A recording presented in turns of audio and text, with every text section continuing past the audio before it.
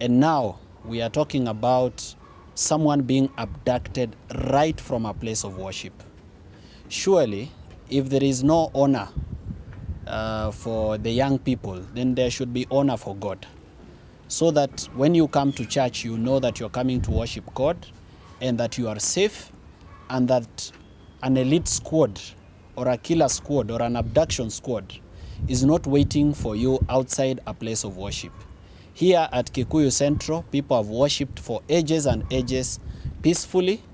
Personally, I've been to this church. I love the preaching and the music, and nobody has ever been abducted from church by anyone whosoever, not even criminals. We are worried by the denial by the police that they did not know and still do not know who has been abducting these people. As you are aware, we pay these people with our taxes.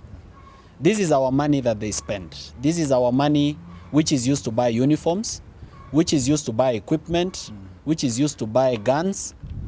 And the purpose of this equipment and personnel is to protect Kenyans. But here is a police service and a National Security Council saying that they do not know for sure who is abducting the young people. If they do not know, then who should know? Because it is their responsibility to know. Today they are saying that those young men have been released. They have been released by who? By who? And from where? Those are the questions that we are seeking to ask. Who has released them and from where have they been released? We are not happy. We are actually very sad and we are not grateful. We are completely ungrateful that young people have been in jail for 15 days. They missed their Christmas. They missed their Happy New Year. They've come back looking traumatized. Shaved. Merely because of criticizing government. Sad. Then there is also the issue of a person being judged guilty by association. Ronnie Kiplangat has never been a government critic and has not even shown that he has any political ambitions or thoughts or even shared his political thoughts with the rest of us. So at what point did he also become a government critic that deserved to be abducted if this was not mere goose chase and an attempt to intimidate the powerful voices that are speaking against the excesses of government? Call upon the Inspector General Douglas Kanja to take charge of the service or resign. If he is not able to run the police service, it is honorable to just resign. He will not be the first that has ever resigned. Resigning is more honorable than failing. He should not say that there are people who are not under his command that are abducting people. That is illegal under our national law and even international law. So today we speak against the desecration of places of worship, the tear gassing of places of worship, the burning of places of worship as we saw in the 2007 violence, and now the abduction of people from church. Let churches and mosques and sacred places of worship be safe. Yes. Let Kenyans go there and find the Lord. Yeah. Let them go there and their burdens are lifted at Calvary. Young people of Kenya, we are saying we are not too young for leadership. And when an opportunity arises and when it comes, we are ready and willing to show that we have the intellect and the ability to lead this nation. But at this point, we want our rights to be respected and honored, so that if I make a mistake, I as Morara Kebaso, I should be properly arrested by a uniformed police officer, informed of my reason of arrest, be taken to a police station gazetted by law, booked into an occurrence book with time, be allowed an opportunity to see an advocate, be allowed access to food and medicine, not the way we saw what happened to Okia Omtata. Even in biblical terms, you cannot deny a person or a prisoner food or medicine.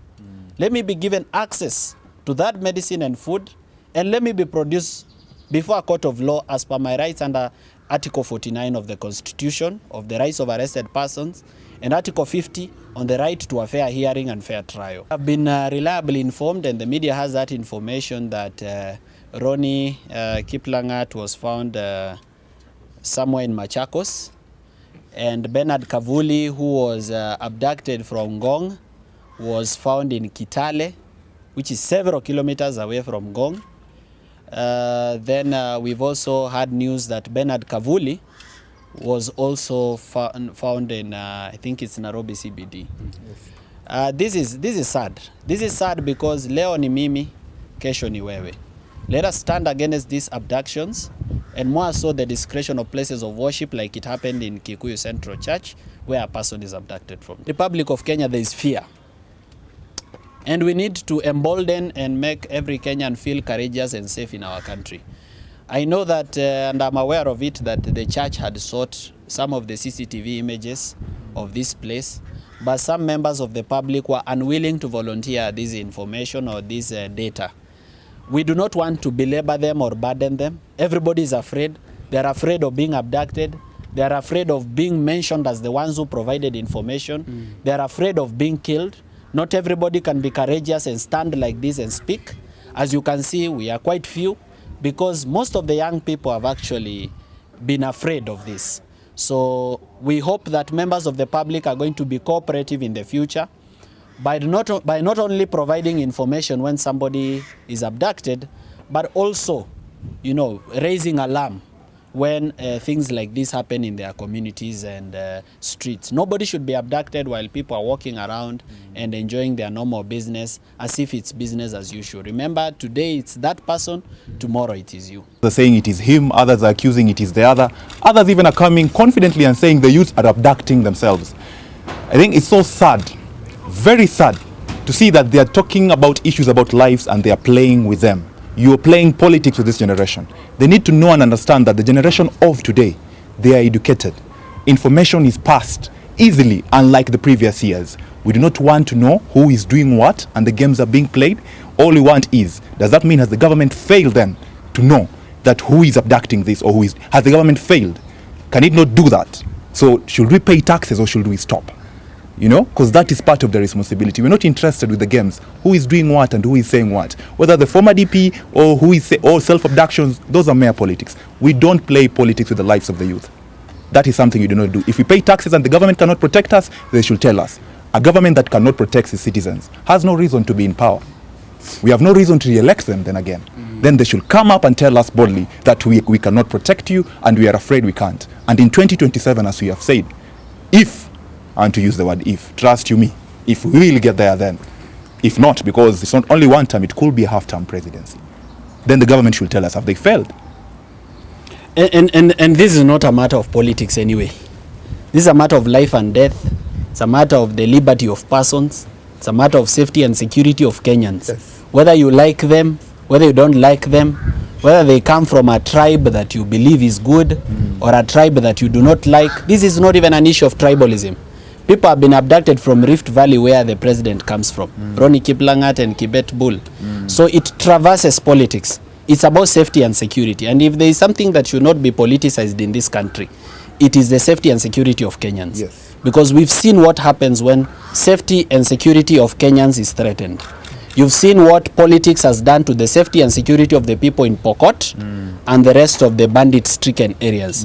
You've seen what politics has done with the safety and security of the people in northeastern Kenya, where there is extremism and Al-Shabaab. You've seen what politics has done to safety and security in different places of the Republic of Kenya, especially when politicians are allowed to run security, a very sensitive matter in the Republic of Kenya. Safety and security of the young people also comes with meaningful employment. President William Ruto is complaining about young people, criticizing him on social media. Has he given them jobs so that they are busy doing something else? Yes. Because when people don't have something to do, you will be the job. And indeed, the young people have made William Ruto their job. So he needs to make it his job to ensure that these people are gainfully employed by industrializing our country, by reducing corruption, which takes away opportunities of young people, by enabling them to access capital from financial institutions to start business. These are the simple things you are asking from him. We are not even power hungry or seeking so much to change power. We'll only want to change power if he does not listen. And we are hoping that in this new year, he has made his new year resolution to be a better president in 2025. Yeah. Hiyo ni kameme. Ya kameme za yokamo. Kayo kamo.